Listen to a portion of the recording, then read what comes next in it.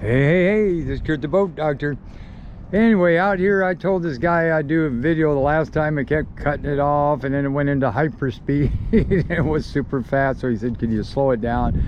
This is if you have to go out by yourself, and how to tie the lines off in your bumpers and to unload it into the water. So anyway, this is a beautiful boat, by the way. This would probably be my age right now. This is what I would get. It still gives me my deck room, but gives me a cabin, full galley. Nice quiet boat. But anyway, back to unloading it into the water. So what I do is I get my bumper here, and this is good enough so if it swings it's still going to protect the boat. These are G5s. So here what I did is I made a knot like this, slid it over. You go through this eyelet, then just slam it and pull it tight. So then I have one rope right here, you'll see. Now with this rope, what I can do is when it's in the water, I back until the back end just touches the water. So if I did undo that up front and it did want to slide back into the water, this would be tied off. I would figure the length of the boat as it's coming off where it would stop it. So right here, I would probably tie this to the dock, which I'll show you once I get on the water. Then this would be like this, holding this boat so it wouldn't go all the way off the trailer. Then same thing with the bumper here where it needs to be. I would still put a cleat right by that back window for a reason. And then I put one, see how I went through and then came around, so this ain't gonna go nowhere.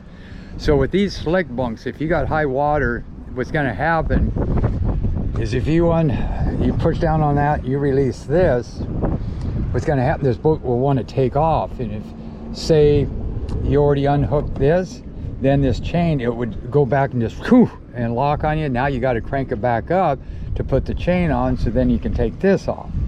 So how you can do this is take this, wrap it around here like this, and you can do it one more time if you want to, and then step on it. So when this is in the water, if this thing decided to take off, this is a brake right here. Also, you can shift this over and put it into a lower speed, but you can slowly release it. And if you go slow enough, it could hang up here. But then you can undo this one here. It stopped. This here is holding the boat on the trailer. So now I've got that one tied off right here to the dock, right here. So there's two ways you can do it. You figure the length of the boat. You can tie it off back here, but you probably wouldn't have enough. So right about here, I would tie this off. So when this thing came off, you're going to pick up this slop, then the back of the boat can't take off on you. Then I could take this rope if it was a little bit longer, and then I would have my bow line here, so now the boat's taking off. Now at least I got this rope to hang on to here. This thing's going to go off and it's going to stop it because I had the right length out, which again I'll show you when I get the boat in the water. Then I got this, so that's tied off. I can hurry up and tie this thing off to the dock, then grab that and tie that off. Now ideally you take the length of your boat and add about maybe 10 feet. So if it was 20, you'd want a 30-foot line. But then I got one line here that will do any boat that I have, you know, up to a 40-footer. This line here. So what you can do, put this here, or you could tie it off up there. And this is the best way to do it. Sometimes it can be too much rope for some people, and it throws them for a loop. But then you can come back, of course, put this and then put your bumper rope so it ties this on.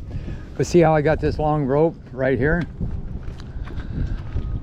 So same token, this here, I could leave slack. I could bring it up here like this and then tie it around here, so I just have one rope like that.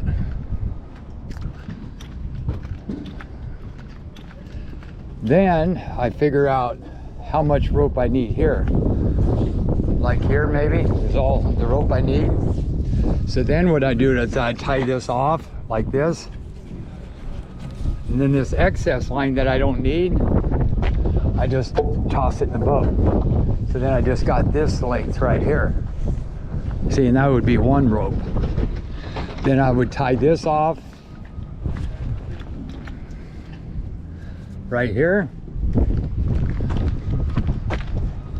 So that I would have enough line probably. Or you could just do it like this too, and then you'd have enough. But anyway, then you tie this thing off right here. Just so I had this much here, I could tie this anywhere here, so when it comes off, it's gonna take this slack up. And then I would have this line here, which then I could do this too. I could leave this, then take this. But then, you know what? I think I would just still leave this and still have the shorter line here, because then I could actually tie this end off here too. And then this would go up like this, up around the dock.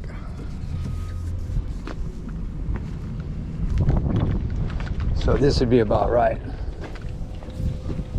So I could actually even take up more here. Like this. Then I probably only need this much right here. Then this excess I just throw inside the boat. I know it's a little confusing, but you'll understand when I get it in the water. So like for 31, 33 foot, I'd use this rope. And we'll get it in the water and I'll show you the rest. Boat Doctor out.